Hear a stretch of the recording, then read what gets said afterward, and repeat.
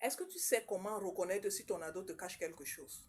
Est-ce que tu as déjà remarqué qu'à un certain moment, ses habitudes ont changé? Il commence à être renfermé. Il commence à être nerveux. Il commence à avoir un regard fuyant. Lorsque tu lui poses des questions, il répond de façon vague. Ce sont des choses qui doivent attirer ton attention. Il y a même mieux ou pire, c'est selon. Ses notes commencent à baisser. Il commence à être taciturne. Quelquefois, il commence à faire de la fièvre.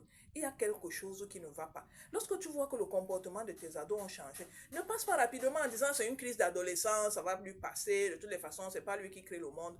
Oui, ça peut être une crise d'adolescence, mais quelquefois, il peut avoir pire derrière. Arrête-toi, intéresse-toi à ton ado. Qu'est-ce qui se passe?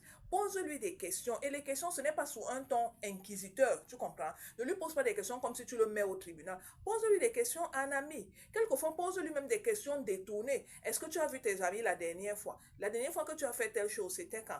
Viens, on va un peu causer. Accompagne-moi. Est-ce que tu peux m'aider à faire telle chose? Vous comprenez, l'idée ici étant de l'amener tout doucement à s'ouvrir. Parce que si vous venez d'une façon frontale, qu'est-ce qui se passe? Pourquoi tu as changé? Ainsi de suite.